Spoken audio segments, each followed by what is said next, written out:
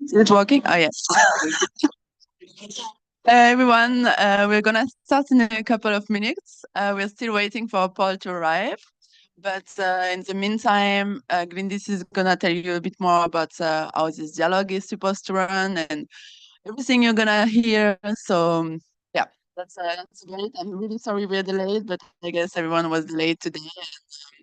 And, this COP is pretty delayed in general.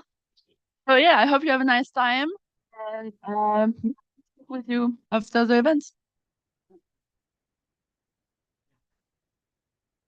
So I guess we're all a bit healthier now after those steps to get here.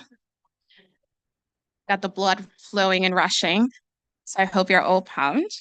So hello, everyone. Good morning.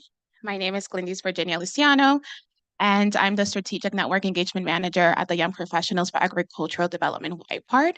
And we're also one of the youth partner of the Food for Climate Pavilion. So I know we're running a bit late, but I wanted to give you kind of the rundown of how the event is supposed to work. So we're going to divide this event into 3 sections. We're first going to start with production, then with consumption, and then a focus on nutrition and health. For the first panelist, just to give you all a little reminder of where you are supposed to be. For those in production, we have as the first speaker Nusa Udbanich, Johanna Trevern, Todd Crane, and Ray Kastner. For consumption, we have Stephanie Bianco, Joanna, once again, Oliver Camp, and Tara McCarthy, my apologies. And then for health and nutrition, we have Tawanda Mazingi, Christina Tirado, Namkolo Kovic, and Carolyn Edmond. Before we get started, I just want to show the hands if the speakers are here. Okay. I know there's going to be like a little attendance like we're in school. Carolyn, I see that you're here. Check. Namakolo? Missing? Okay. All right. Just to know who I'm working here with. Christina? Oh, Christina? No. All right. Wonderful. Tawanda. You're here. Thank you. Tara, over here. Oliver. First A+. Okay. Joanna, over here. And Stephanie, you're here. All right. Nusa is not. Wonderful. Okay, great. Todd Crane. No, Todd. All right. And Ray Gassner. All right. Thank you, present. All right, so we're missing some of our speakers. Either way, I think it would still be quite nice to just get the conversation started. If we are missing some of our speakers, I do encourage you all that after the event, I'm sure they're going to show up at some point to connect with them. But I really would love to get started as we're running tight on time. So I would like to invite for the first section on consumption, on production, my apologies, to the stage, Joanna, who is the head of research and science at ProVeg International, Ray Gassner, who's the founder and owner of Gassner Farms. And then we are missing 2 of our, and then Nusa Udbanich, who's the CEO of Changing Markets Foundation. Please take a seat.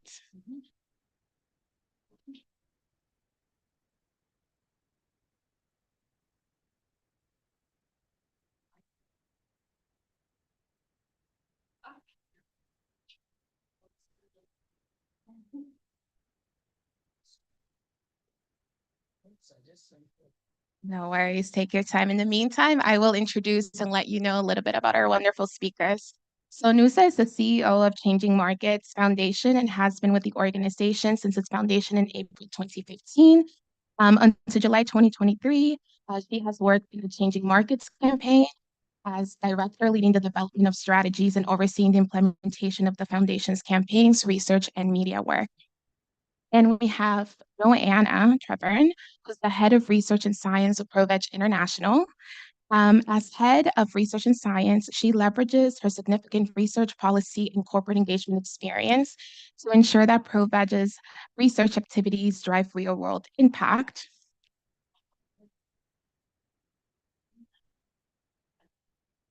And then we have Ray Gassner,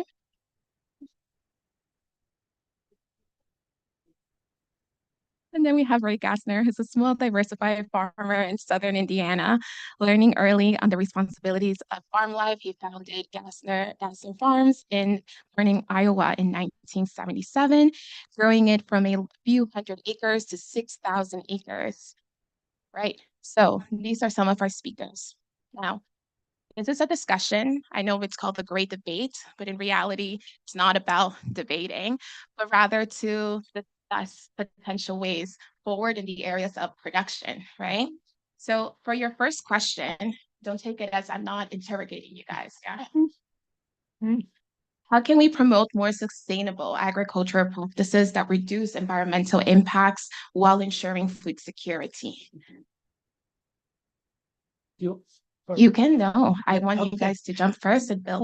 Well, I'm a board member for Solutions from the Land, and our message has always been that farmers are at the center of the conversation, and that we need to allow them to adapt and adopt practices that are more beneficial to the way they farm.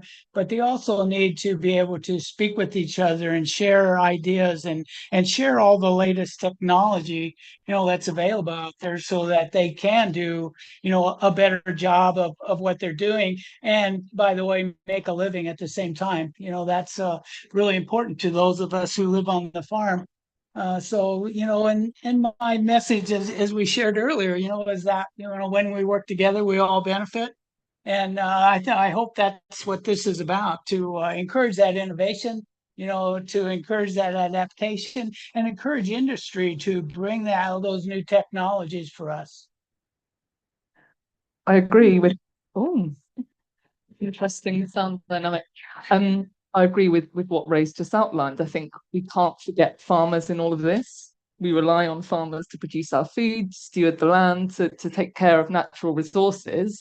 And actually, unless we involve them in the conversation, we listen to sort of the solutions that they want to implement, and importantly, we finance them. We support the transition, we provide them with advice. This isn't going to happen.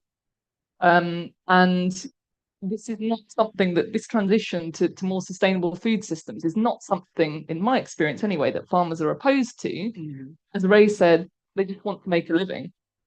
And I read a fantastic news article a couple of years back now, where a farmer was quoted from the US saying, if I could make a living farming less cows, I'd do it. Because ultimately, farmers want to make a living, they want their lives to be a bit easier, they're locked into a system that forces them to do things a certain way. And until we can meaningfully engage farmers in this transition, I think we're going to be stuck, basically. Thank you so much, Nina. Would you like to add there? Yeah. Okay, this is working. So from our perspective, agriculture and subsequently food security is in a really interesting bind, because it's hugely dependent on the stable climate system.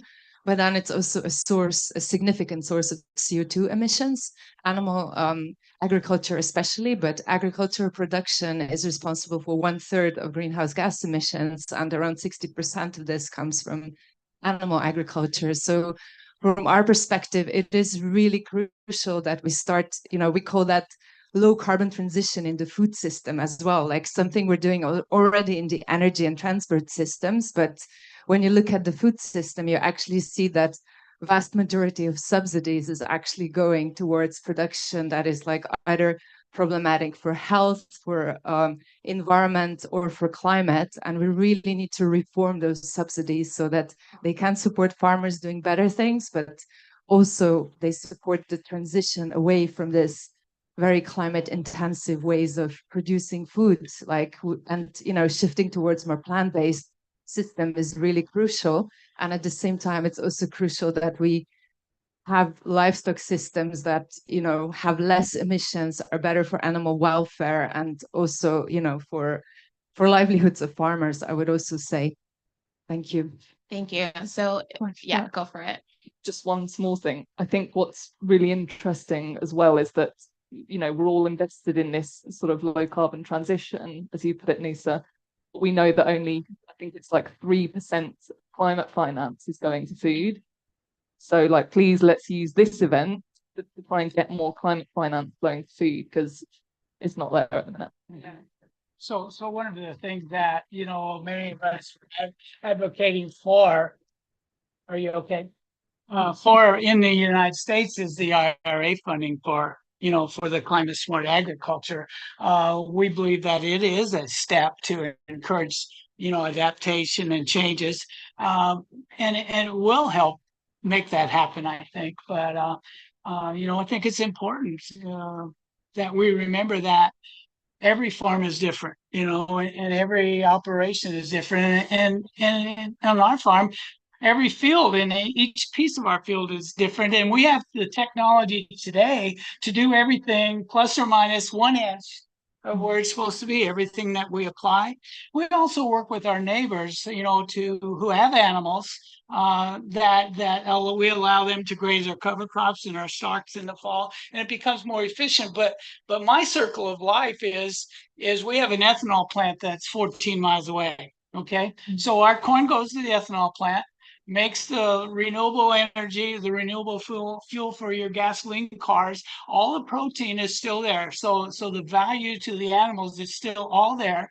Goes to feed the animals in our area. We work with our neighbors with animals to provide the manure, the waste to feed our next crop of corn. And that's pretty circular, I think. And adding to that, I wish I had the picture, you know, but we have wind energy in the background. So we have wind and we have solar in the area along with the other renewable energies. So it's about the infrastructure that we need to make those changes and to do better. You know, we all want to do better.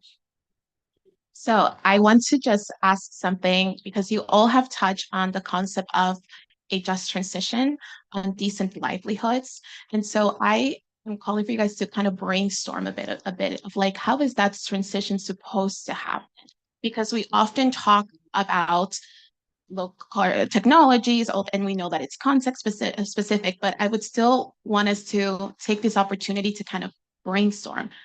How is that transition supposed to look like really? Yeah, I mean, from my perspective, the best thing to do would be to transform existing subsidies, right? To start supporting better practices that are more environmentally friendly, that are more focused on nature, that are, you know, encouraging farmers to invest in emissions reductions and more regenerative systems. We probably need good definitions of what regenerative agriculture is, because some of the definitions that, you know, big food companies are now putting forward are extremely weak, and they allow you to pick and choose, like, you know, and it's not going to really bring us towards better practices. And then I think we also need to really kind of keep in mind that, you know, we cannot have the same number of animals if we are to stay under 1.5 degree temperature increase. It's really critical that we move away from like animal agriculture, intensive animal agriculture, or factory farms, or whatever you want to call it. And yeah, that should also be included in our transition. But I guess we should also have, you know, conversation with farmers, and some of those conversations are probably not going to be pleasant. They should be included in the system, like what we've seen in the Netherlands, for example, with the nitrogen policy and farmers' protests. We just put out a report this week, and it actually shows, I mean, our report was about social media misinformation, but it actually shows hugely how far right, transnational far right, is jumping on this. And they're mixing into this conspiracy theories that, you know, there's some kind of great reset happening where elites are trying to take lands away from the farmers. And this is actually impacting elections. It is impacting the climate policies that we can implement, and it is hugely damaging.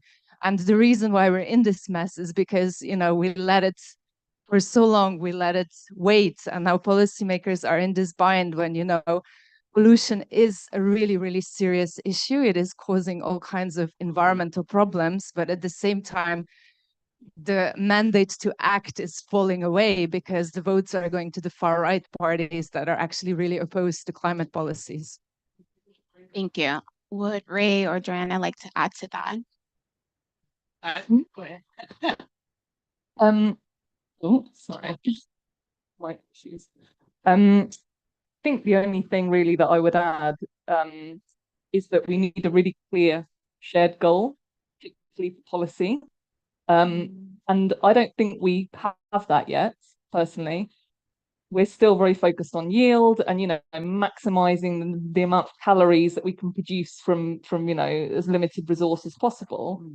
When actually what we should be thinking about is how can we produce the nutrition that people need? We need to nourish people with the scarce natural resources we've got.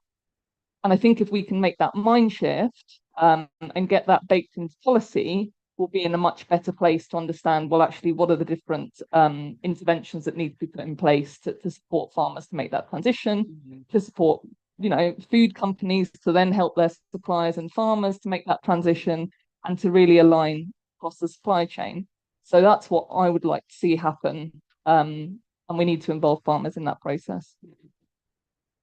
So, in the end, I think any process needs to be sustainable on its own and can't rely on subsidies forever.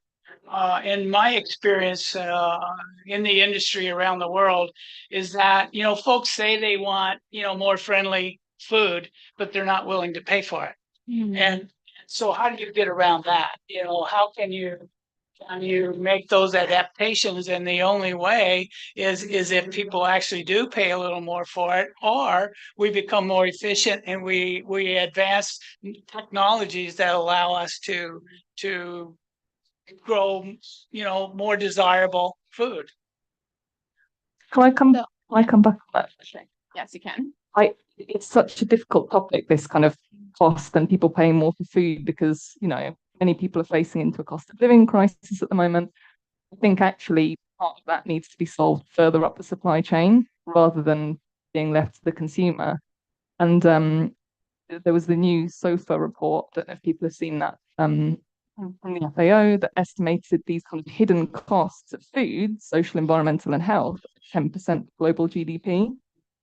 And those are costs of the food system, but then that aren't being paid by consumers. So, and then that comes back to the subsidies point. We need to kind of fix that pricing system so that nutritious, sustainably produced foods are the most affordable foods for consumers when they get to that point. I will have to stop you here, but we'll come back to you, I promise, because there's a point that you guys also mentioned is this idea of a narrative shift before we're also able to agreed on what this vision is supposed to look like.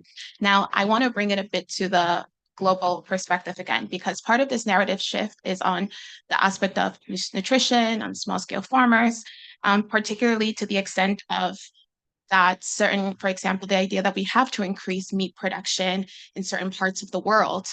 And I just really want to kind of ask really to what extent the relocation of meat production contributes to climate change. And I'm thinking of, for example, in the global north, we already have this narrative that we need to decrease the amount of meat that the local average person is consuming. However, we see that a lot of these companies are starting to kind of make their way to the global south to help increase production there.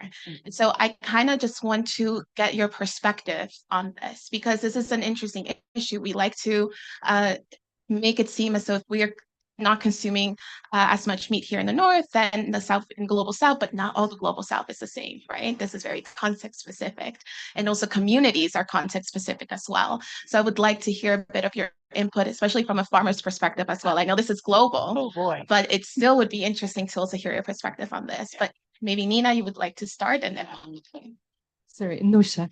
Nusha, sorry. Yeah. So I mean, yeah, I think that's a really interesting question, because the narrative that we see from companies in the global north, like New Zealand, Denmark, is like, we're the most efficient, right? So we should be the ones producing pork, dairy, whatever, because we're doing it in such a low emissions way, right?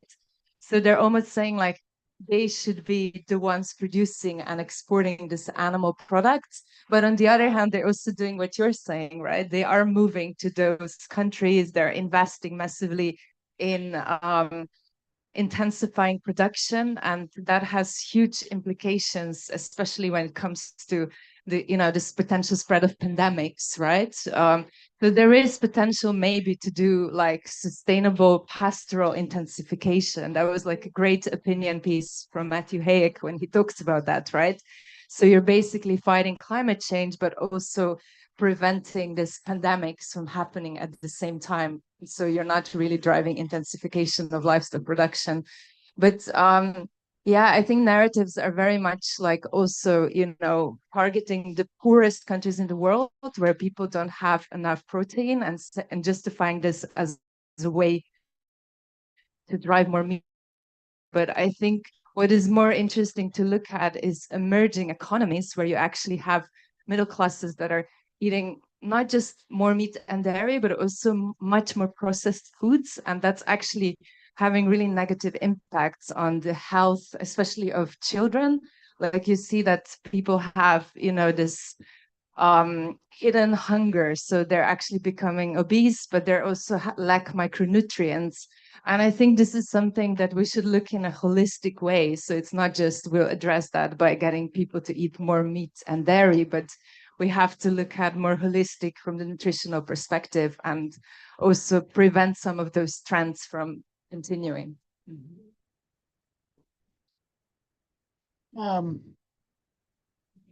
My friends in South America are, growing a lot more food, whatever it is, soybeans, corn, animals, because they have the technology today to be able to do that, and I keep coming back to, if we want to help poor people, we need to help them with the infrastructure that they need to be successful, and it's not just about telling them what to eat. It's about can they make a living for their family in the conditions that they're at, or can we help them to adapt and adopt? The earth was put together in a holistic, in a circular fashion. There were animals grazing all over the world, and I don't think we're in a position to tell Mother Nature that we should stop that altogether. All right, there's one more minute. Joanna, would you like to add a comment here? Happy to. I think what's really important is for us to all keep in mind this concept of fair share, right? We know that at the moment, Europeans, North Americans, etc., are consuming a lot more than the average meat and dairy products. And there are some countries, like Nisa has said, that perhaps need to consume more protein. So the first thing we need to focus on is a more equitable distribution of food and of nutrients across the globe, right? So that everyone can access the nutrition they need. Very, very important. I find myself quite excited by some of these new technologies that are coming on. Hands up, I'm a technophobe. I never thought I would be saying that. But there are ways now, science is looking at actually how can we increase bioavailability in plant-based foods. So really exciting project going on in Sweden, looking at, basically using processing technique that will allow humans to absorb the same amount of iron, for example, and other micronutrients from whole grains as they would from animal-sourced foods. So I'm not saying that that's a silver bullet and that's the whole solution. I think we need to look at all the solutions that are out there when it comes to this issue of feeding the world sustainably. All right, so I will have to stop us here. There will be a question at the end for all speakers, so don't leave. Thank you so much for bringing in the perspective in the area of production. And now I will kindly ask our next round of speakers to join. A big round of applause, please, for our first speaker.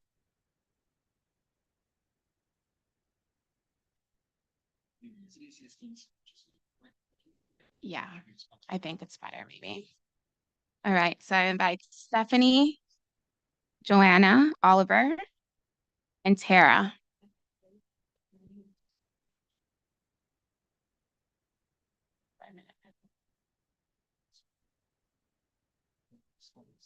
Yeah, we do have a little bit of a break in between, just so that you guys are aware. 2 minutes. Who's still not here?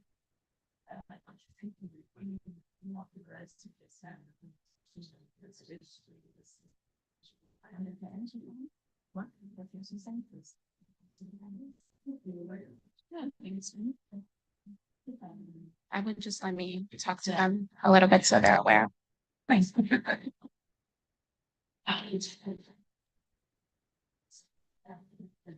In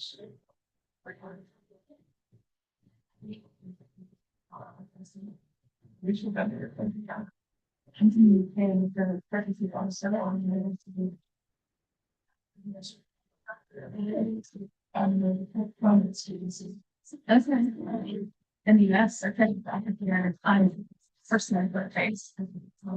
I advocate for government match on the suburban.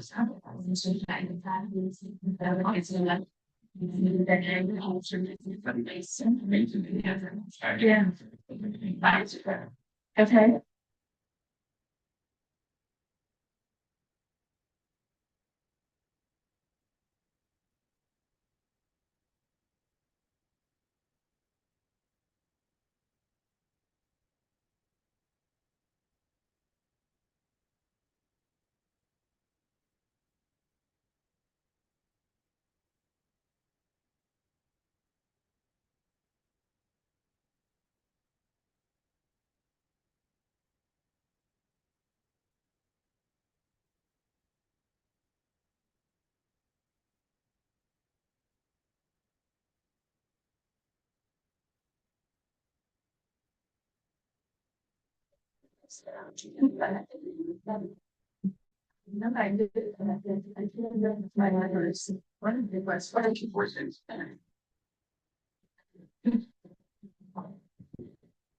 Okay, are you ready? All right, now we're back here for round two. Round two is on consumption. Now we'll ask our wonderful speakers to build up on the previous also discussion, just so that we can continue with the flow. As our speakers for today, we have Stephanie Cobianco, who is a member of the youth constituency to the UNFCCC, YUNGO. We have our wonderful Joanna, once again, from ProVeg International. We have Stephanie McCarthy. Oh no. Tara McCarthy, my apologies. Stephanie Cobianco and Tara McCarthy. You have a lot of speakers today. Who's the Global Vice President of the Environment, Social, and Corporate Governance at Altec. And then we have our wonderful Oliver Camp, who's the Senior Associate at the Environment team at the Global Alliance for Improved Nutrition, GAIN. Now, as I mentioned, our previous discussion was production. So now we're going to go over to consumption. Some of our speakers, the previous round, already mentioned a bit of this aspect on consumption, particularly in the aspect of accessibility and affordability. Now, to start here, I would like to ask you guys, what are some of the challenges and barriers when it comes to accessing nutritious and healthy foods? And then to think of the other side, how can we overcome these? What are some concrete solutions potentially?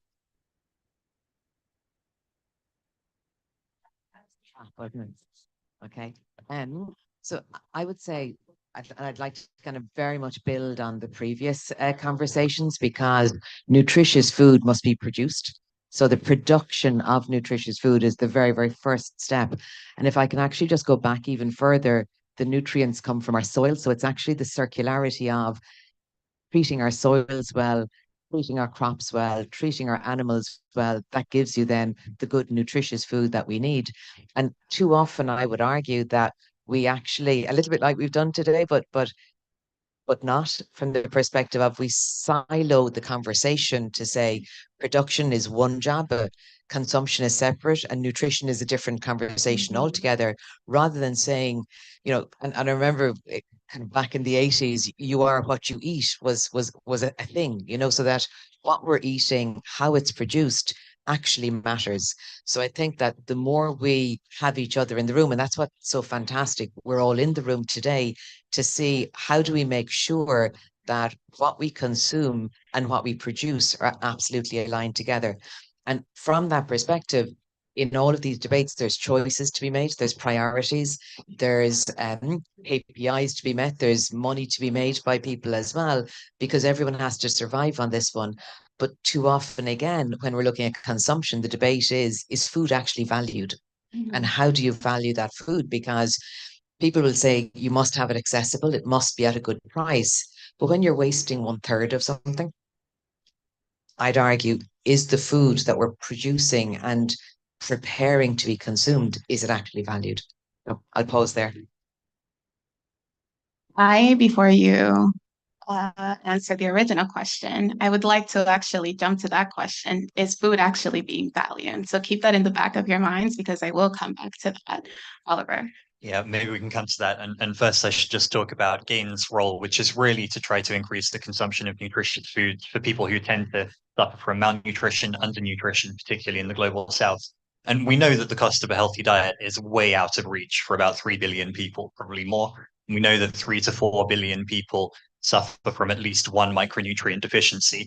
And I just want to start from the point that animal source foods, from a nutritional point of view, are not a bad thing. From an environmental point of view, they have all kinds of negative effects. And from an animal welfare point of view, that's an ethical question that I think is difficult to get into now. But from a nutritional point of view, it's not just the protein that we heard about earlier. I was glad to hear Nusra talk about hidden hunger, because as far as vitamin B12, iron, zinc, and other key micronutrients are concerned, animal source foods are a fantastic source. And it's really important that the people that we work for are increasing their consumption.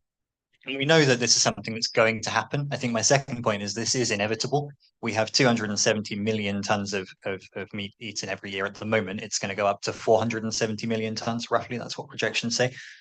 And not all of that is undesirable. For people who are currently under consuming some key micronutrients, we probably do need to see that increase. I know that's a controversial issue, Joanna. The technofix that you mentioned is kind of exciting, and we need to look at things like that.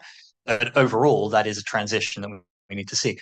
However, we need to create a bit of slack in the system by reducing consumption among high consumers. And that's not just high income countries versus low income countries. There's massive disparity within countries.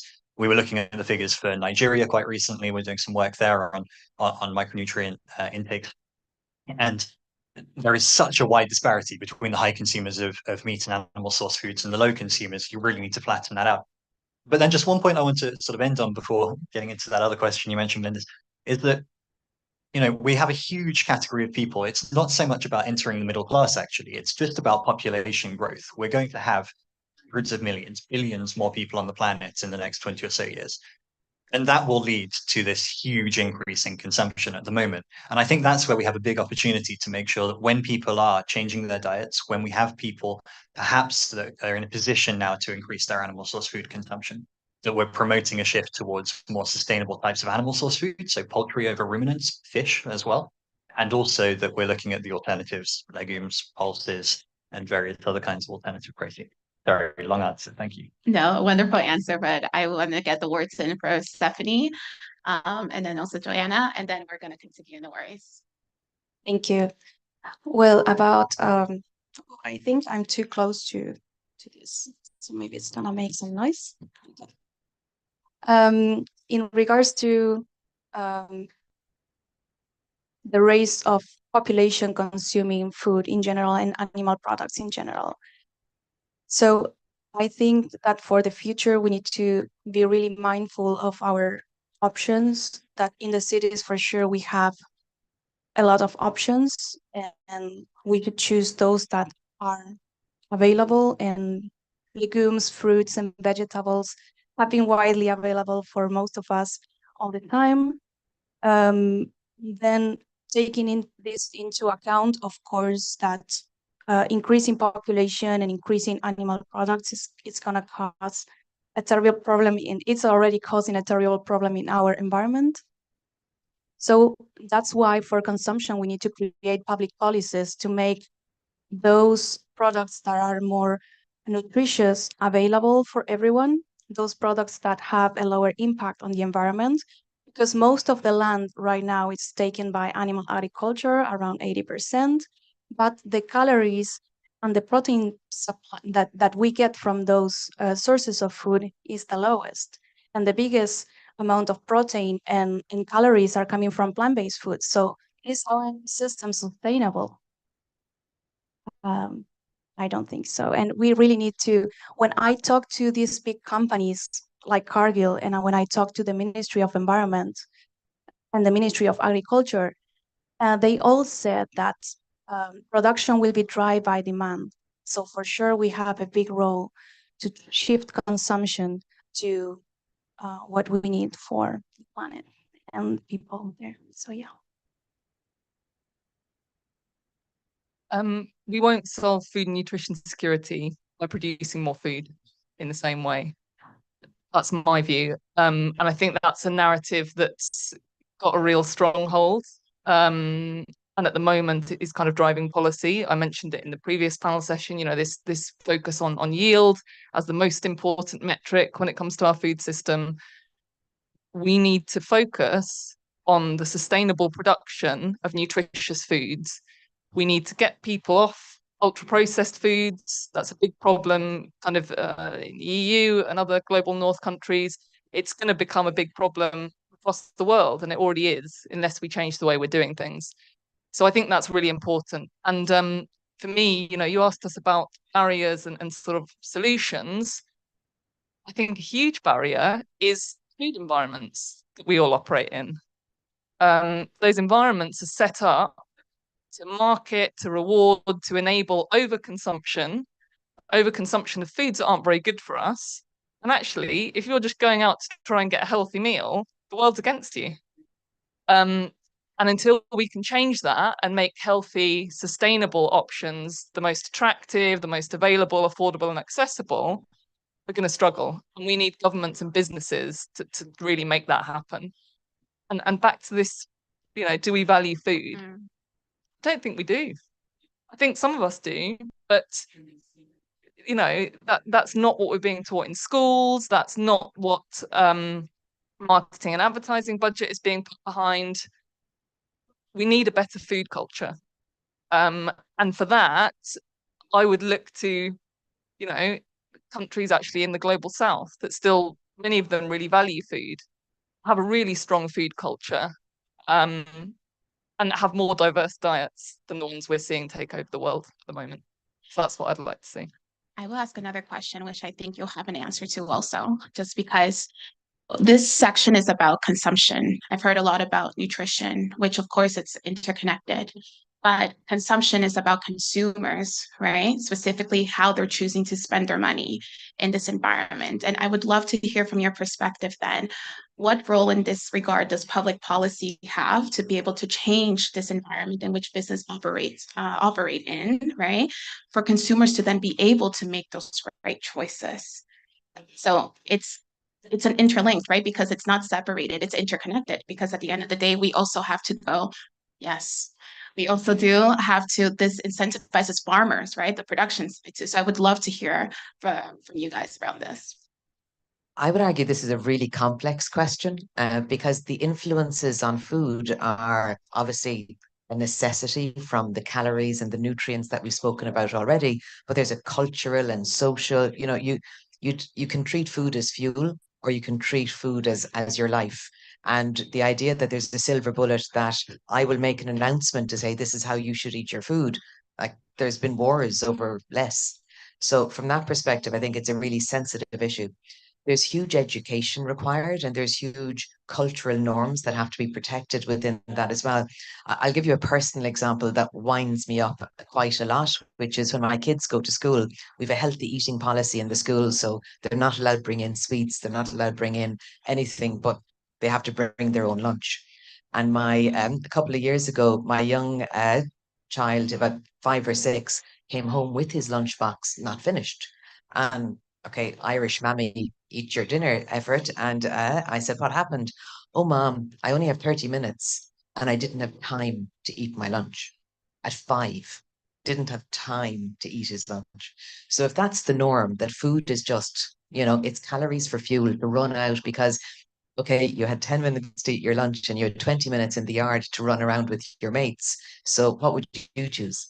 So you could understand how we're actually training our kids to eat food fast, get moved, and then not value it. So it's actually not even the price, it's the time, it's the culture that goes around with that.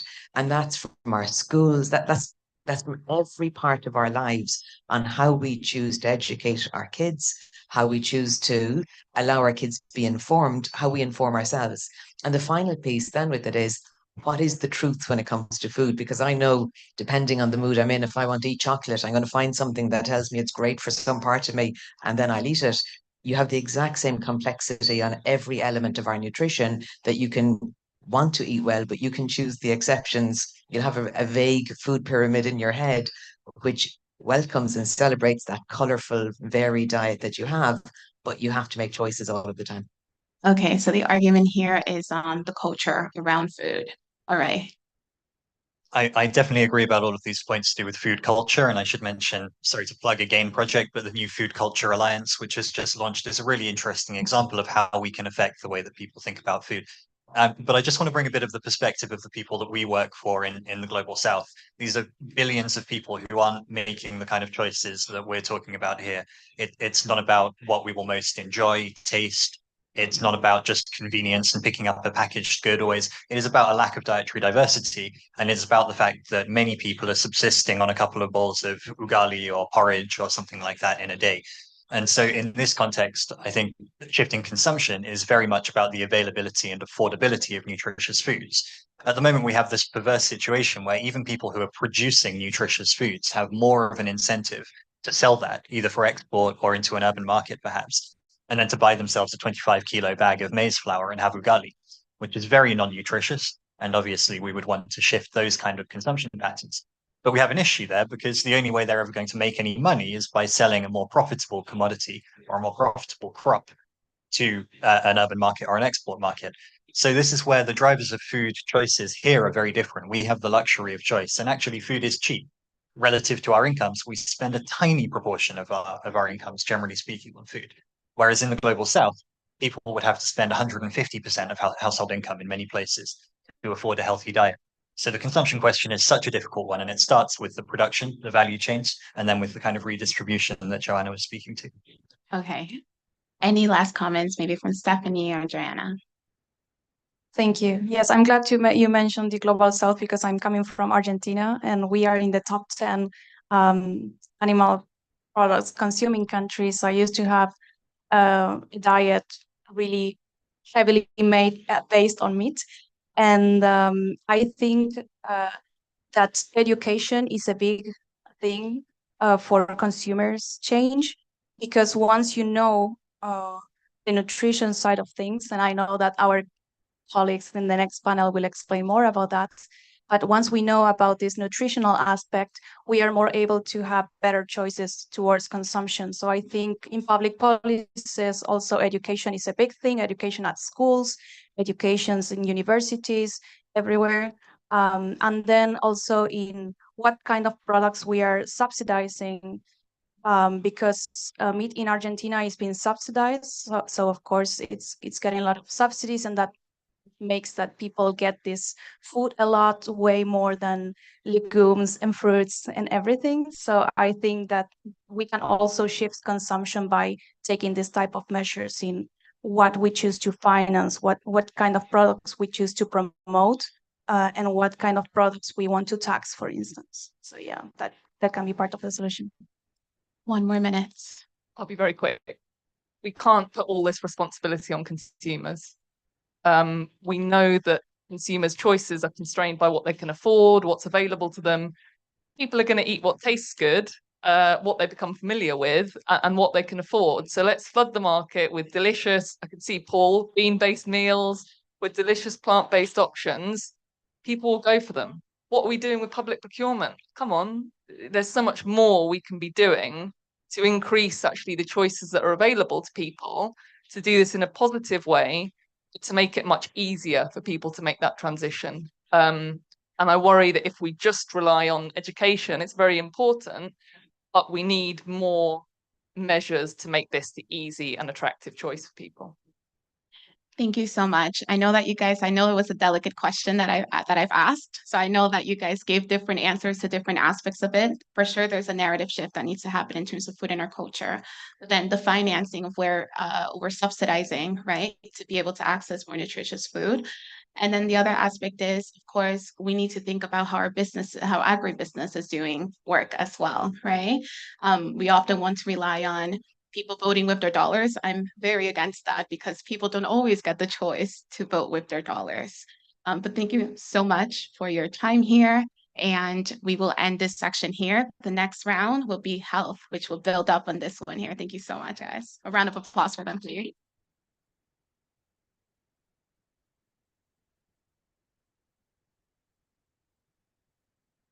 Gonna be a break, but I would like to introduce our moderator, co-moderator, Paul Newman.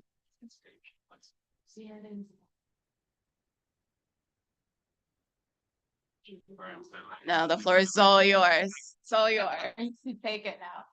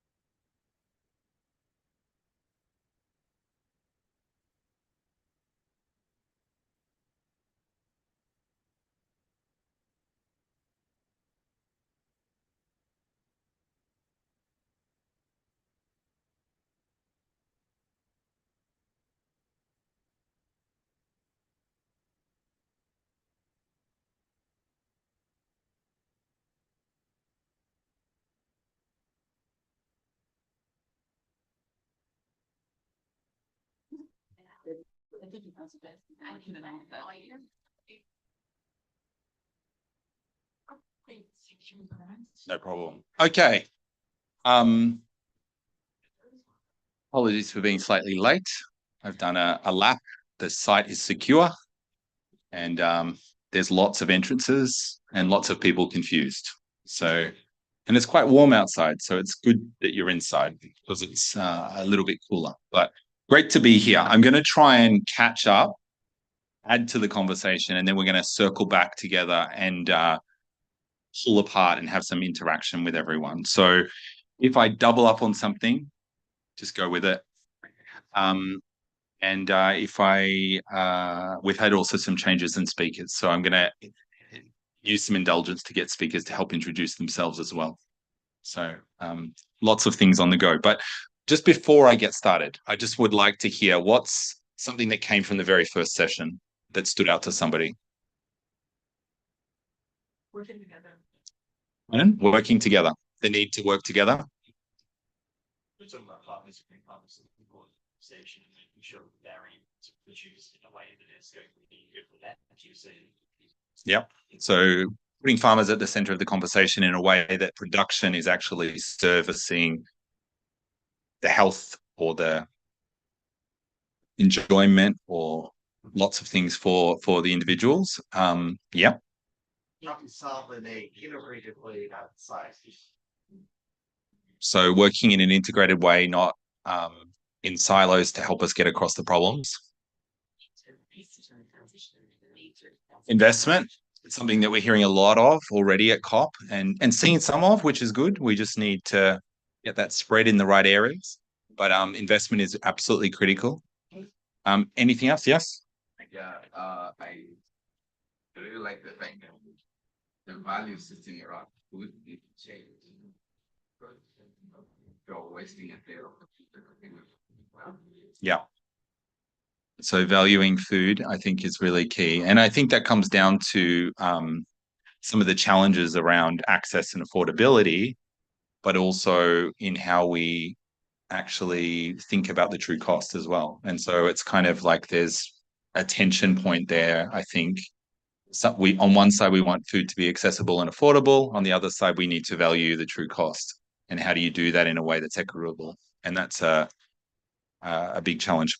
Okay, I'm gonna move us into our conversation on nutrition and health. I realized I didn't introduce myself.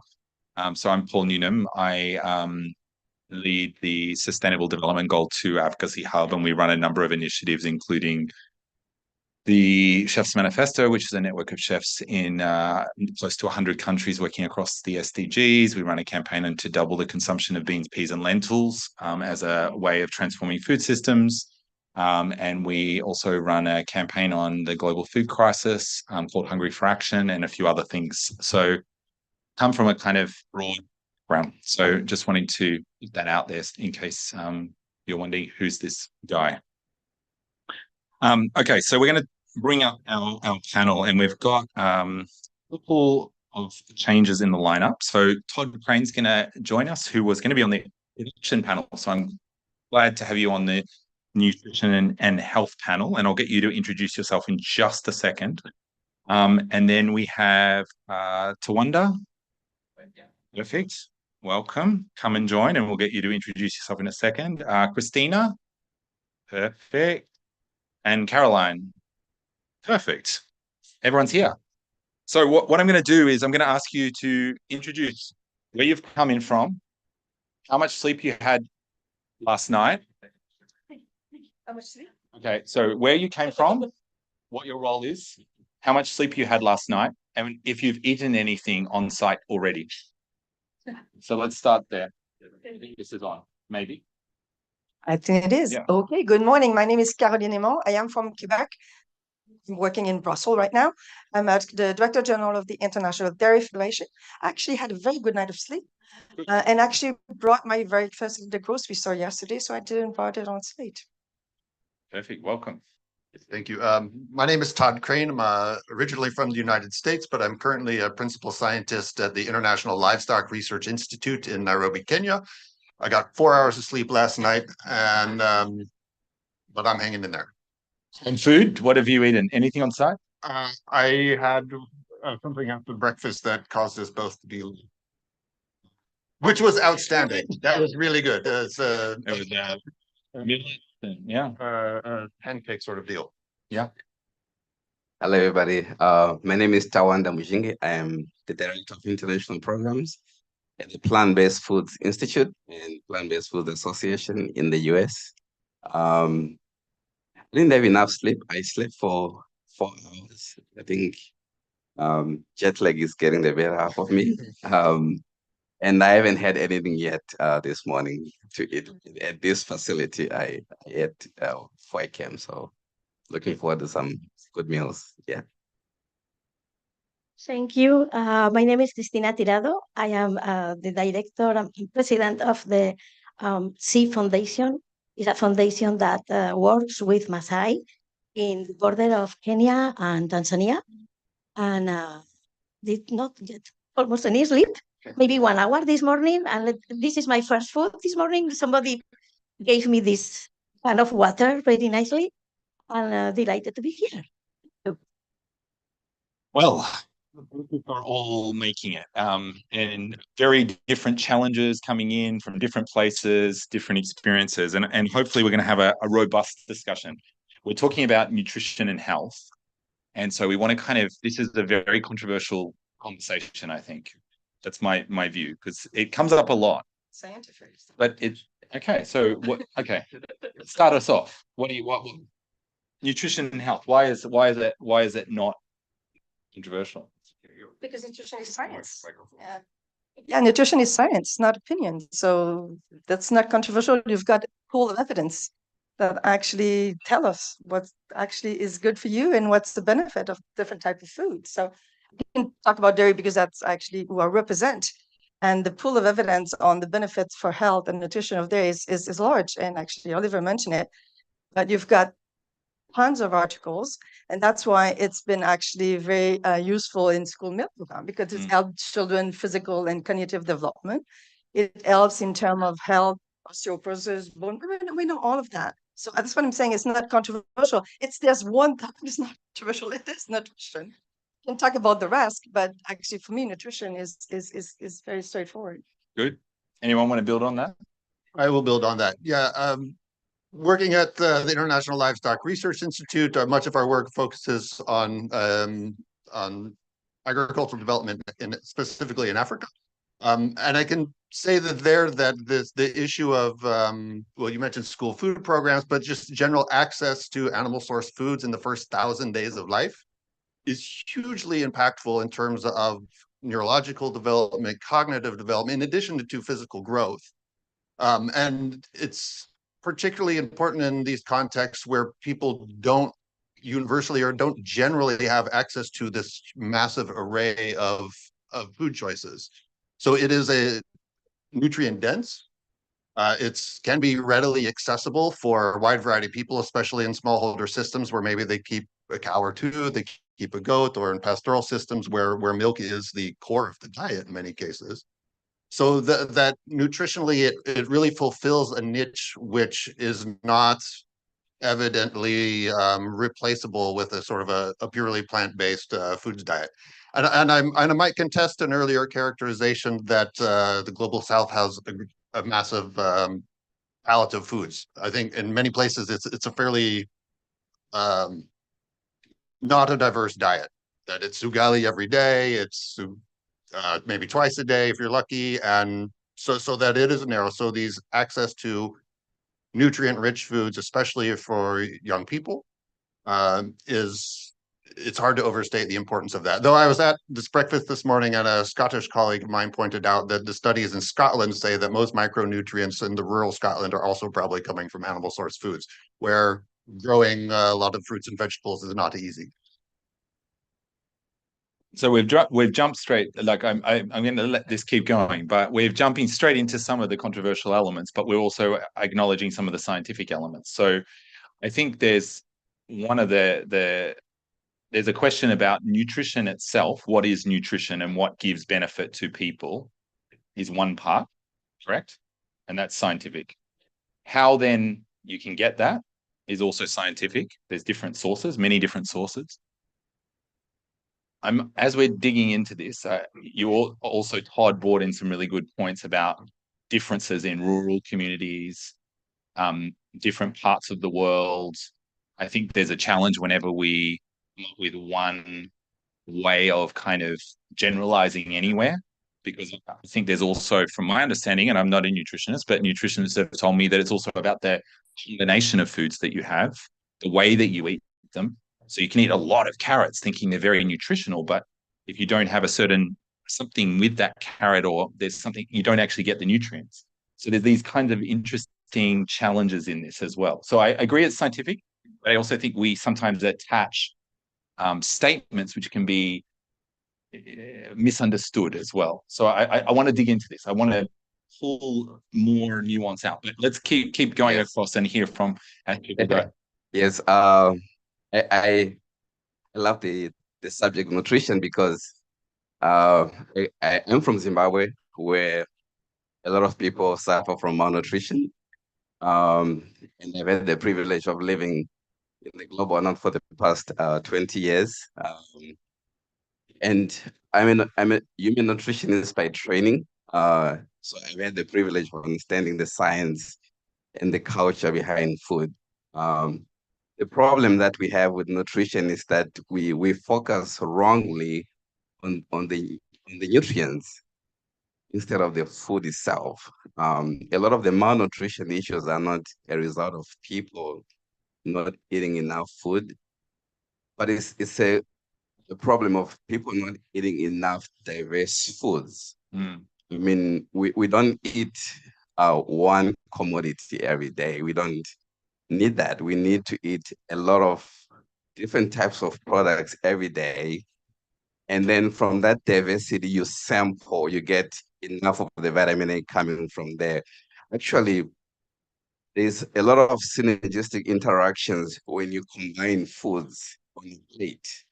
So having that, you were talking about eating carrots. If you don't eat those carrots without a lot of fat or some fat to it, the bioavailability will be less.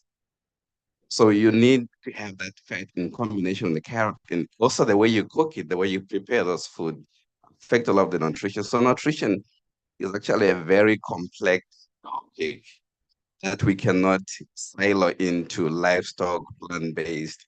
It has to be a holistic message. Well, what are we talking about when we say nutrition? What are we talking about in nutritious food? Actually, in the US right now, I don't think any country in the world is an adequate definition of what a nutritious food is like. We have recommendation, we have guidelines, but we don't have a good definition of what nutrition is. So until we have that good definition, I think a lot of the controversies will kind of disappear, or there'll be more clarity.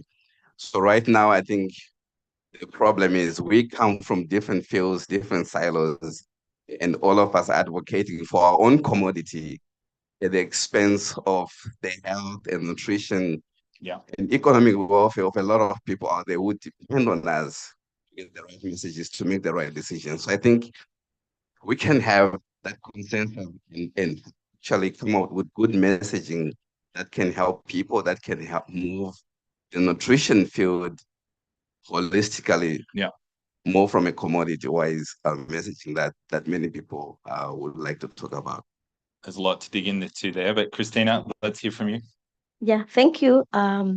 So I forgot to mention when I introduced myself that I am one of the colleagues that was writing the IPCC key messages in working group 2, which were never touched by anyone. It was just, what the scientists were saying was reflected there.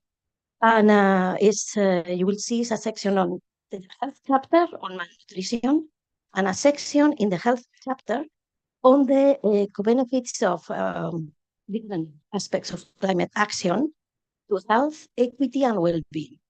Nobody touched it. It was what it was assessed for so many years, so many nights. And that's, there are references to what is a healthy diet, which goes to the WHO and to the International Committee of Cancer. And that's why you were saying there is now, I know what you mean. It is not a reference, or, they are not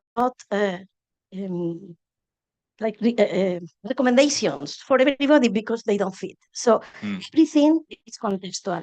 We have to put them under context. I work with kids that are dying from hunger. So, what is a healthy diet? A healthy diet is to survive. So, it depends if you are in the Sahel, if you are in Pakistan, if you are in areas where we have been devastated by climate-related extreme factors, El Niño and La Niña, that they are getting worse. We're talking about devastation, about huge millions of people from the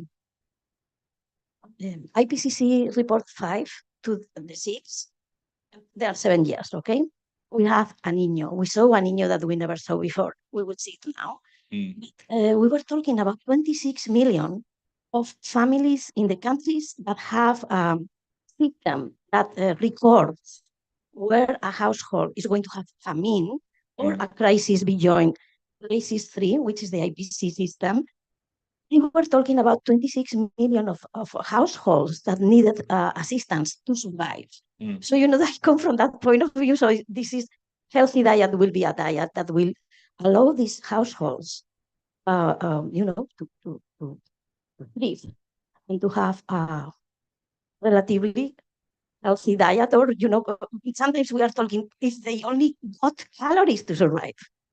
The 1,000 days, I am, we can discuss later, but thank you so much.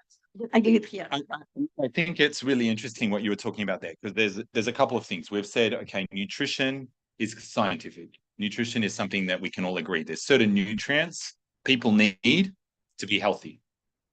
Yeah. All the data I'm looking at is showing that the world's becoming unhealthier. So we've got something wrong in this. At the same time, we've talked a little bit about the production, consumption messages earlier today. We're gonna bring all this together in a minute, but something's not quite right then.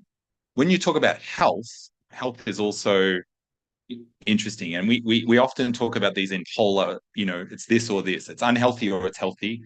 It's nutritious or it's not. But there's the majority of the world lives in the middle of all these things.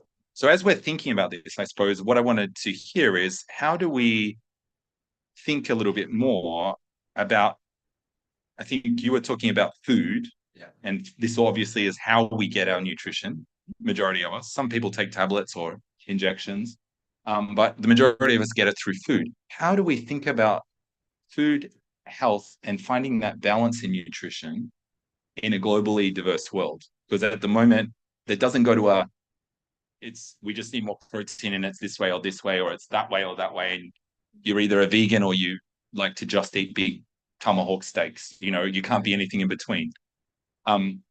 Let's talk about that a little bit. Any perspectives? Yeah. You can start.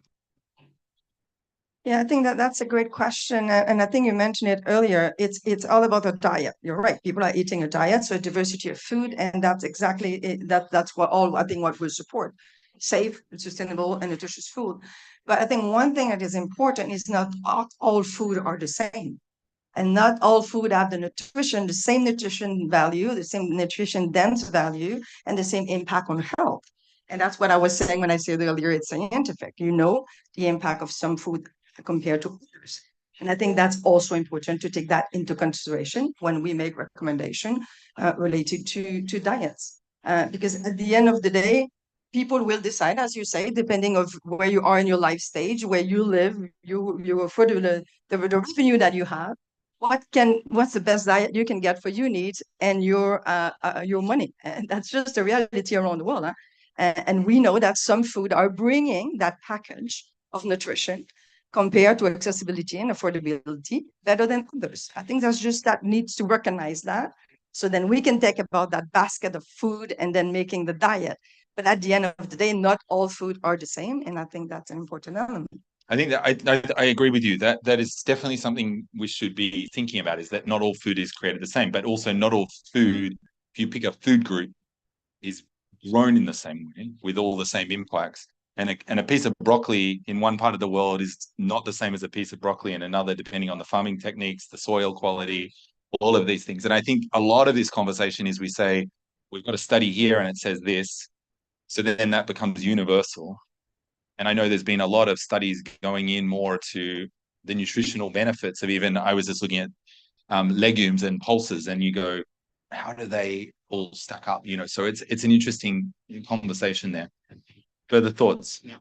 I would like to add on this by emphasizing, as we discuss recommendations around food production and diet and nutrition, we often say, we need to do this, we need to do that. But I think every time I hear that, I ask myself, which we is that person talking about? Because every time we say we, it glosses over a lot of variability. And in the previous section, someone said, oh, you know, we need to, subsidies and incentives and public policy needs to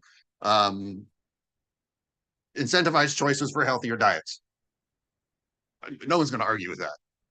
But depending on where we are looking, a healthier diet can be getting more animal source foods to someone so that we're fulfilling those nutritional needs, getting those micronutrients, getting protein where otherwise there aren't viable options. And the issue of diversity is really, I think, at the heart of it for me, is realizing that the pathways that are often recommended in industrial food economies need to be very different than the pathways recommended in developing agrarian economies and food systems. So to be really sensitive to that particular context and what is going to keep people well and healthy and in viable livelihoods in the near term, rather than kind of creating a universal standard that's typically based in global north industrial food systems and then trying to apply it universally. Interesting. Yeah, I think my colleague from GAIN knows a lot about fortification, and fortification has been a great tool that has been applied in the global north to address some of the critical public health problems in the world. And most of you may agree with me that right now the world doesn't have a protein malnutrition problem. We have enough protein. What may, like in industrialized countries, people they overconsume protein and protein from animal sources. In the global south, yes, people have a general lack of food, including protein in general, and there has to be more efforts to sustainably feed those people with other tools such as fortification that can provide the essential micronutrients. But we don't want to buy into the fallacy that the world is facing a protein deficiency problem, because the world is not facing a protein deficiency. We are facing public health problems that are related to macronutrients, iron deficiencies, zinc deficiency, vitamin B. Those are there, and there are programs in place that are helping that. What is important, the reason why we are here is because of the planet the current production systems of producing proteins in the world, especially in the global north, are not sustainable. We may eat well, we may enjoy our steak, we may enjoy our cheese, but at the expense of the future. So how can we change the food system in a way that we can still address the critical public health problems that we have, while also securing the future generations? So I think that's where the problem is. Health is great, nutrition is great, but also the production systems have to align so that we have the future in mind. I come from the global south. I know livestock and dairy systems are important. They're not important not because of protein requirements, they're important because of livelihoods. They are used for marriage ceremonies, for funerals, and for agriculture as drought power. But that value system is lacking in other parts of the world where people are over-consuming proteins. Thank you. I think that you have said a lot. So I am going to bring the cosmovision of the peoples that I am working with. I am also the lead author of the diets in indigenous peoples in the climate change chapter of the IPBES. And there are different views of health, of food. There are foods for the health, there are foods for the soul, there are foods for medicine. It has been always taught in the former Soviet Union in all the countries, but this is something that is coming back.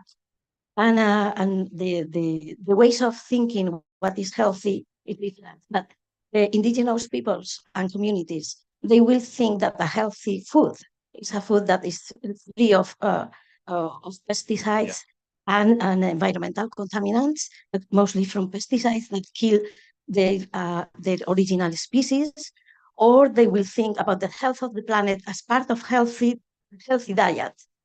And of course, that is for them is human rights is critical because all the rights to food and to the land, they don't own it. So a healthy diet could incorporate this as well. And this is now bringing the vision of religions and beliefs. People, there are religions that believe that you have a blood cell if you eat the meat. So you know that everything is contextual. Everything is different. We are all different. And Buddhists, they don't eat meat. It's the Maasai, they could be dying from hunger. They have cattle. They will not hunt. They don't feel like eating those animals that are running. They only eat the domesticated ones. So everything is contextual and is different, but we have to think about the cosmovision of other groups besides us. Thank you. So I think we're going to have to wrap here. I think we've just scratched the surface. I want to spend about a day talking to you guys about this because I think we can pull this apart in lots of ways. But I think what I've taken away is that we've really started to touch on this. I think it's really interesting. The science is there. We can agree on the science in terms of nutrients. I think when we talk about health, it's an interesting, and there's a bit of a diversity there because health can be seen through many different lenses. And there's a lot of different contexts there in terms of what does health. I think the conversation around protein and a protein problem versus malnutrition, I think there's a nutrient problem that we have in the world. How we meet that, I think, is probably a diversity of diet. It's not finding a silver bullet, but it's finding a series of diverse solutions that are contextualized. And I think you all pulled out that there's different contexts there. And so I think that, for me, that's a little bit of the scratch. I think sometimes we do get very polarized, and I felt at points we got there, where we were you moved back to your position. And I think the challenge with that is that we then don't find solutions. And I think what the point you made about the fact we're here to talk about a climate problem, but a climate for a planet that people live on and animals.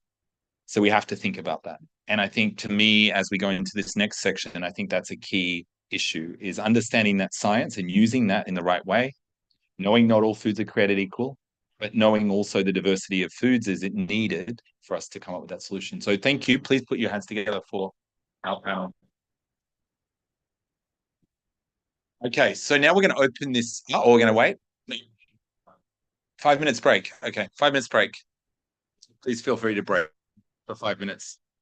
Do you want a break or do we just keep going? Let's keep going. We'll finish 5 minutes early. Okay, we do that. We'll finish a bit early.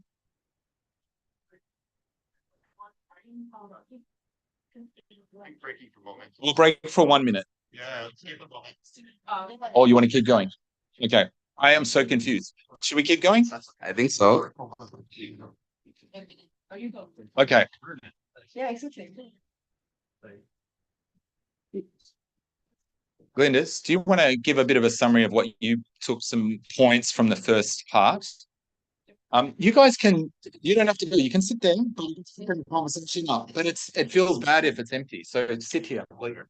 I think it's a better conversation. There are no other panelists. It's just you guys and all the other speakers, because now we just want to bring all of your thoughts and ideas together, because someone had already made a mention before. I think it was Tara, who had mentioned that we separated it into production, then consumption, and then health. But the reason for this is often, if we don't do that, the messages start to overlap continuously. Yeah. So that was the first part of the exercise. Now, this next part, we've spoken about decent livelihoods in the area of production and how important it is to think about those that are producing our foods, that it is a means of livelihoods for them. But at the same time, we need to talk about what are some incentives that are necessary to be able to restructure the way that we're producing food. We've spoken about consumption. What's the role of consumers here, but also governments and businesses as well, to ensure that we're incentivizing the right choices for food. But now we got to this last part here, which was, well, what is health and nutrition when it comes to food, right? And we know that this is very contextual, it's context specific. Now, we also have to work together. We have no other option but to work together. And so we want to open it up with all the speakers that are here. From your chairs, we have about a couple of microphones around, if I'm not mistaken. One microphone, so we're going to share even more. Fantastic. How can we organize ourselves to assist governments in navigating these diverse ideologies, needs that we have from a global, regional, and national perspective? And how can we prioritize these actions to ensure a sustainable and healthy future? It's a big question, but it's a big question. So I would say that again. How can we work together with our governments also to ensure that these ideologies that we may have at the global, regional, and national level, how can we prioritize these actions to ensure a sustainable and healthy future? There's two questions in one, basically. Yeah, it's a big one. So we can start with the first one. How can we work with government? It's for everyone. You're all welcome with one. I think we have different solutions here. Yeah, let's move to the microphone. So I thought this was a fascinating conversation, and I've been in the agriculture, food system, conservation space for a long time. And I thought we really were getting somewhere where we were recognizing we had to move beyond this overly simplistic conversation, is one better than the other? And the need to integrate production, consumption, nutrition, along with environmental degradation and improvements is really the heart of this. So can we find a way to work together on an ongoing basis, not in our own rooms, and we come together here once periodically, but do this on a regular basis and think about integrated system solutions that deliver outcomes. The pathways are many. The outcomes are what is most important. So I was really impressed that I thought we were getting there, and let's keep that type of conversation going. Over here, then I have you. One thought I think that continuously has a starting and stopping is we don't agree on what question are we actually asking. Mm-hmm. So that when you ask different questions, then there are logically different answers. And too often in agriculture, it's how do you save the planet? Full stop. And that's one answer. But when you ask the question, how do you feed 8, 9, 10 billion people sustainably? Actually, that's a different answer. And then when you say, well, how do you feed 8, 9, 10 billion people and save the planet? I would argue that's the only question we should ever allow to be asked. And that's what we should be concentrating consistently on, finding the multitude of levers and pathways that we have to get to. But when we're fighting over the question, that's why we rarely make progress then. Can I just say one thing? So one thing that even in this question about ideology, I think the problem is that we all start from an ideological perspective of believing we have an answer that we want other people to convince somebody else of, rather than we have a part of the solution that we want to bring to the table for a conversation. And I think actually the frameworks are wrong. And I think part of that goes back to how we're funded, whether that's through industry, whether that's through philanthropy, whether that's through government. Government's funded through taxes of companies in whatever industry is the biggest in their country. That pushes us to ideologies. And I think the challenge is to answer that question that you're saying, how do we do both? People, planet, prosperity. I would add prosperity and livelihoods, because there's a lot of farmers out there that can't even afford the food they grow, and they're malnourished. And they're providing cheap food for other parts of the world to have cheap food. And the people in the other parts of the world don't want to pay for the food. And so there's a big issue there. But I think it's this finding that middle. And I think it's about through collaboration and refusing to go to my answer's the answer. So plant-based is not just the solution, and neither is animal agriculture. It's a mix somewhere in the middle of all of that. And it's about diversity of diets, and it's about less of certain things and more of other things. And like really most scientists would agree on that. And there's certain things that are more nutritious that we can eat more of, and there's certain things we should eat little bits of. Anyway, I'm just putting that out there as a reflection. I would still add to that. Where do we start then? Right? We start at the community level. I think that when we're talking about these really big terms of global north, global south, we're glossing over the farmers. Those you have to get really, really micro specific, right? You have to look at each indigenous community and each square mile of a space. Each totally different, thinks totally different about the food that they're eating. I'm from New York, so I'll just speak about that. New York City has huge areas of food deserts and food insecurity. So to say, all cities have access to produce, well, that's not true. Long Island has one of the highest rates of breast cancer from the pesticides that are sprayed on the farms, even though they're there.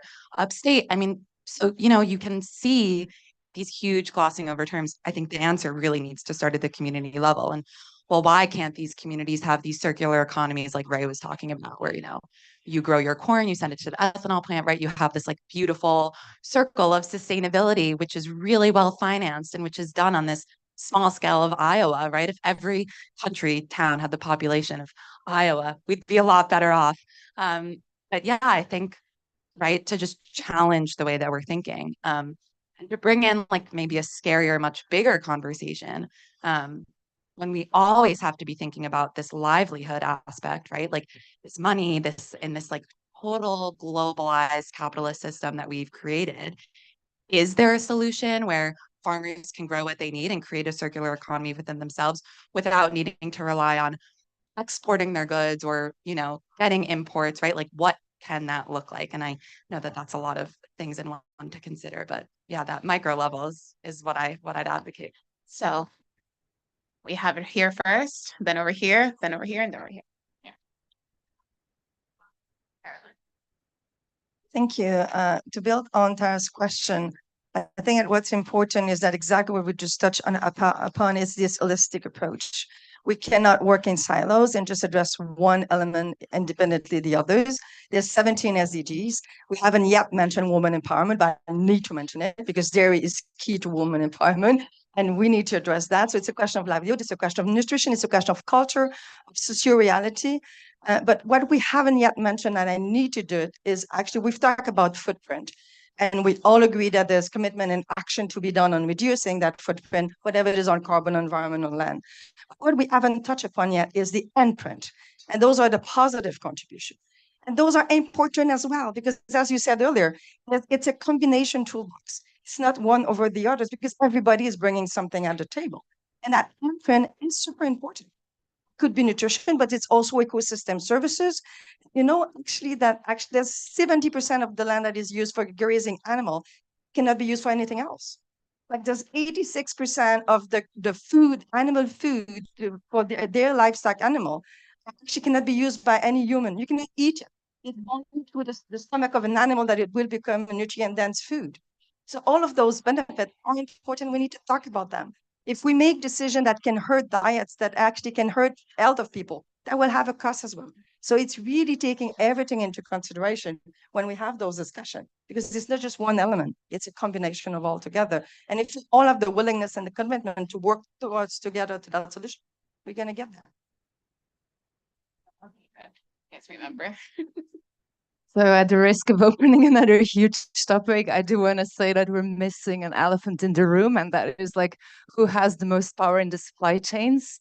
And if you look at just from the emissions perspective, right, we calculated methane emissions of 15 meat and dairy companies, and they have more methane in their supply chains than Russia, you know, all emissions of Russia. And these companies have huge budgets, you know, like the equivalent of GDP of Norway. And we're here talking about, should consumers pay more? Should farmers get less? You know, but actually it's these companies that should be investing into emissions reductions. And these companies also hugely control food environments. Like I have a 4-year-old son, you know, like McDonald's ads are targeted at him. I don't see them, but he sees them, right? It's everywhere. The food, when you go to supermarkets, it's really targeted at kids at a very young age so that they're eating, you know, ultra processed food. We see corporations going to the global south, like amazing story in Brazil, how Nestle financed a boat that was going up and down the Amazon and like encouraging people to start eating processed foods. And once you have a Kit Kat, you never go back, apparently. So, you know, these are huge problems that are driven by these corporations, either food companies or retailers or, you know, fast food companies that have a lot of power, and they should be financing solutions as well. Speakers, give me 1 second because I want to get some inputs. One here, then one. Speakers, 1 second. We got 15 minutes, is that right? So let's try and keep.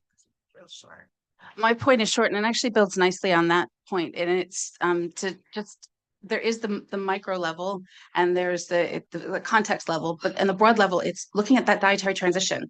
So we've already lost the battle in many places where we now have double burden of, you know, malnutrition, undernutrition, and obesity, right? All in the same place. And when specifically meat and dairy are mine. And what we don't want, even though there's benefit to increasing in some populations, is doing that leapfrog, the same leapfrog that we did with processed foods in many countries. I've done work in Ghana and Kenya and see this very prevalently.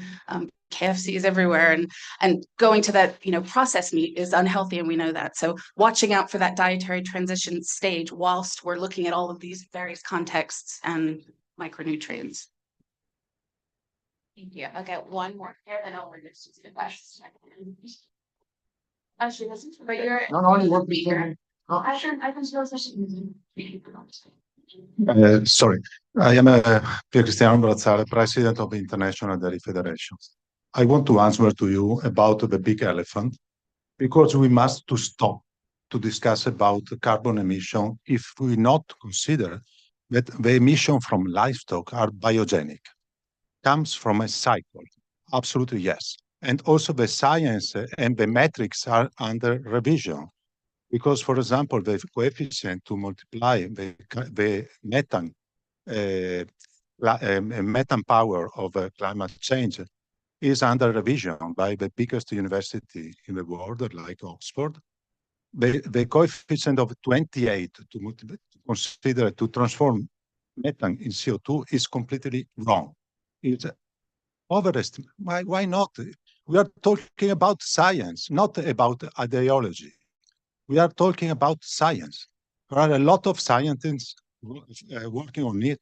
And IPCC also is in the last report said that sustainable intensification of agriculture is the solution of climate change. Stop with ideology. Sorry, but stop. Discuss about science. Discuss about science. All right. Getting heated. So Okay. it's feeling a little crunchy, the air. Yeah, we don't want that. We're here to find solutions together. Thank you for your point. It's to find solutions. So who wants to give a solution? There's one over there. Solution, Stephanie? Okay. Thank you. Yeah, I mean, we need to have these conversations after all. And also, it's a lot of science supporting plant-based transition coming from the IPCC. And I'm super happy to discuss this afterwards with you. And when we think about solutions, we also need to think that how we are going to move forward if we have the chance to take animals out of the system, because we wouldn't, put, I don't know, child exploitation as part of the solution. If we have other options, of course, would we do that? And why would we do that with animals? So that's a thing that wasn't discussed, but I wanted to bring it as part of the conversation, because in many global South countries, they are bringing us a solution, many big companies, to have animals exploited while we could have a different type of, protein and calorie supply. We have the technology. It's proven that also plant-based food are more efficient to be produced. So we need to really focus on this type of solutions if we have the chance, of course. And I think we do. Thank you so much. Okay, I will make a point here because I see where this is going. We want to address the cow in the room, and that's okay to address, but we want to specifically focus on finding solutions. Now that are based, right? For some places, we have agreed that we will see animal agriculture as one part of solution, but in other places, the increase and inclusion of the transition to plant-based diets, right, as one part of the solution. So I want us to think in the form of systems, how this is supposed to look like. Bringing it back here to the speaker. I may point out perhaps yet another cow in the room, but I think it's related to some of these. Is we've talked about production, consumption, nutrition, but the thread that actually connects them all is distribution. Even since the famines of the 60s and 70s, there was not a food shortage in the world. There were regionalized food shortages. And in the famines today, there is no shortage of food. There's no shortage of nutrition. There's a imbalance in the distribution of where the nutrition goes, which does follow profit incentives. And that's an important part of the equation. And political economy is a mode of science too. So there's a lot of different scientific angles to bring to this. As a scientist, I'm very leery of when we say it's science, because there's a lot of different questions that get asked by different kinds of scientists that are all very germane to this discussion. So I think paying attention to the choices that we collectively make at global and at national and subnational levels about how food and nutrition are distributed to more efficiently address the nutritional outcomes angles, but also the environmental footprint, and the balance between them is going to be a really important and central element to the discussion. And can we also just say not all cows are the same?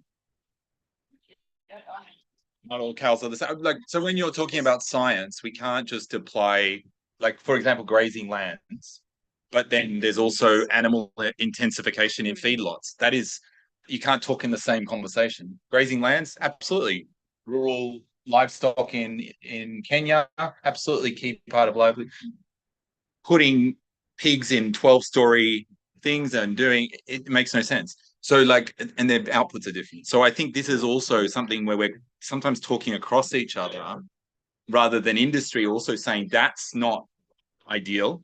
Not that industry wants to say that, but that's not ideal. We don't want that, but we do want this. And then maybe there's a room to come together. And the same on plant-based, like soy, for example, 93% is eaten by animals.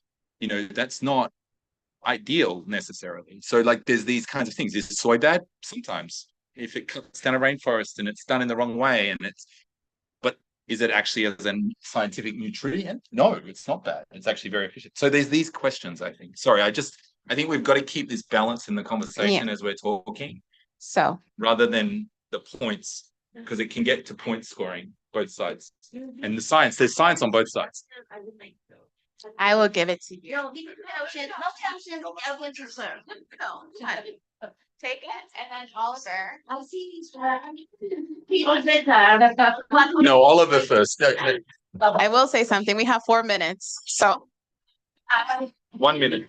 Okay, I'll be brief. Firstly, about the methane question, I agree. Enteric emissions, there is a bit of uncertainty about methane, but let's not kid ourselves about the impact of animal source foods. It is large. The feed that is produced means a lot of land is used for that. It means that land is being cleared. There's deforestation, and also the land that is used for grazing. You know, grass science is obviously an issue as well. So they do have a big impact. You asked for solutions, Lynn. There's 3 that we're looking at as gain. Number 1, reduce the excessive consumption under any high consuming groups by transitioning to alternatives, mainly plant-based, sometimes poultry, fish, etc. Second part is for the group that needs to increase their consumption, look for all of the efficiency gains and more sustainable production practices that we can find. So that is breeds and feeds, as Paul's alluding to, but it's also the sustainable practices, the circular models, and all of that sort of thing. And then the third piece is for this transition that we're about to see, where a lot of people, not per capita, but just in terms of absolute numbers, will be increasing consumption. We need to make sure that it's not going to, as you rightly said, to that overconsumption that we currently see in certain places. It's a balance. IPCC, we need the Sorry to disappoint you. I am talking on behalf of my community that I work with. So I am going to talk about decolonization of the diets. When I was in IPBES doing a huge review of all the papers that I wanted to find about, how of indigenous foods included in the school meals, nada, 0. Only papers about decolonization. So one thing is about decolonization of the science as well, because and people tell you, your vision of science is not our vision of science. And I am a scientist. I am a doctor in veterinary medicine. I have done everything. And I have not done what they do because they have a different cosmovision of science and what is damage and what is health. For them, health is completely different. For them, health has human rights included. It has food sovereignty. 10 years ago, impact adaptation is based for food and nutrition at the household level is based in distribution. You are right. Right now we are talking, and another elephant in the room is trade. We're talking in the UN Food System Summit.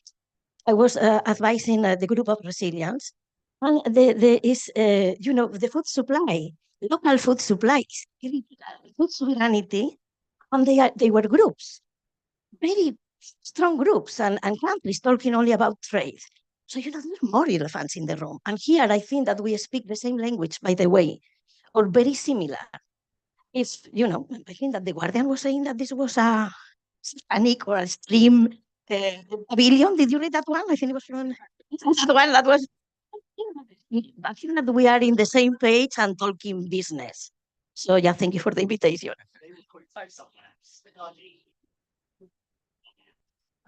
all right. So, all right, we have just one last intervention because then I want us to think of what's the next step from here because it cannot end like this. Okay. Sorry, I think it would have been better to finish with your point, but I do want to say, if we want to be on the same page, I think it's really important that the industry does not deny basic science and reinvent what is in the IPCC reports, right? So GWP Star, we actually published a report on this. So anyone who's interested in biogenic methane, lobbying, trying to reinvent methane metrics and stuff like that, I really recommend you to read it. I can give you a copy if you want. And thank you very much for inviting me. I think it's important to talk about solutions, but it's also important, not to spread misinformation because otherwise we cannot move forward with solutions. Yeah, for me, my recommendations will be we need to let the local communities go back to their traditional diets. And a lot of the world's population diets were primarily plant-based. And the westernization of the diets is what's causing a lot of their health problems. the cardiovascular disease that we see and other environmental issues that are coming out. So I would like to see my people in my country, in Zimbabwe, going back to eating those traditional indigenous crops that are lost right now, to bring them back and resuscitate the ecosystem and to nourish the people. And not just their aspirations have to change. They don't need to aspire to eat pizza every day for lunch.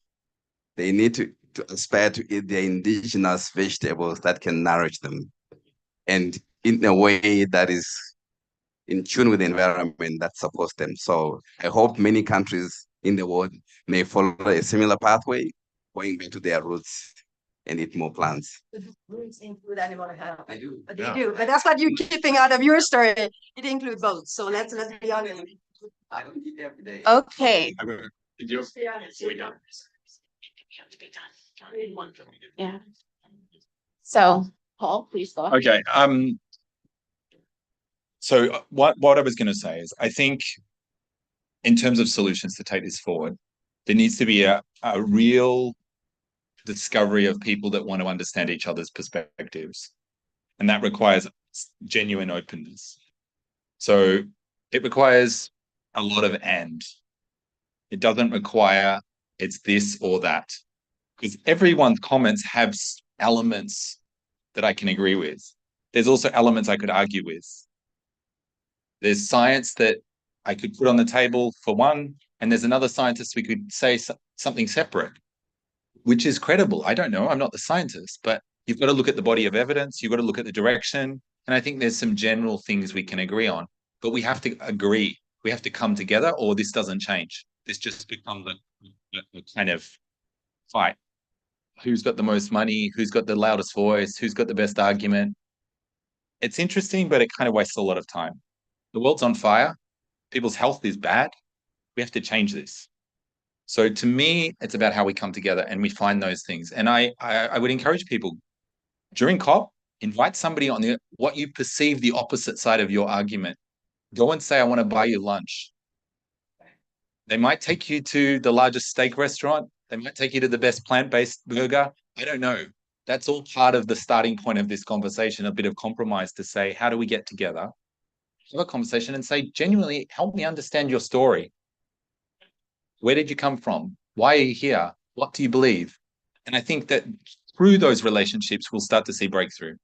It's the only way I've seen this happen is through helping to understand one another. And it comes down to understanding across cultures, across arguments, and coming together to say, let's work together for the overall success. So I suppose that's what I think is the only way for this to really get progress. And I would add in a more concrete term, I love the comment that you made at the beginning, Tara. What's the question that we want to answer? That's the first starting point, because at the beginning, I also asked, what do we see a transition looking like? And everyone was like, well, that's really a big question. That's because we don't have the first answer that we want to answer. So I would consider that step one. Step two is we need to have these conversations at a local level, then at a regional level, and feed that into the global level, because obviously the solutions look different.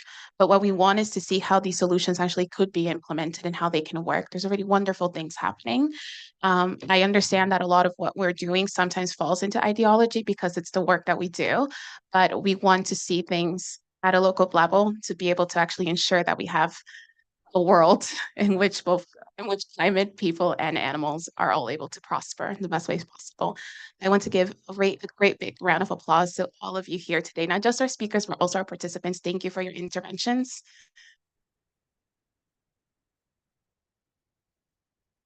Also to Juliette for being brave to put the second part of the great debate.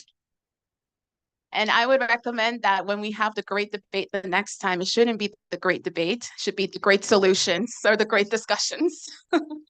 Because the idea is not to debate sides, but rather to find solutions to problems that we're all working on from different angles. So thank you so much, and please do stay connected, even if you're not on the same page.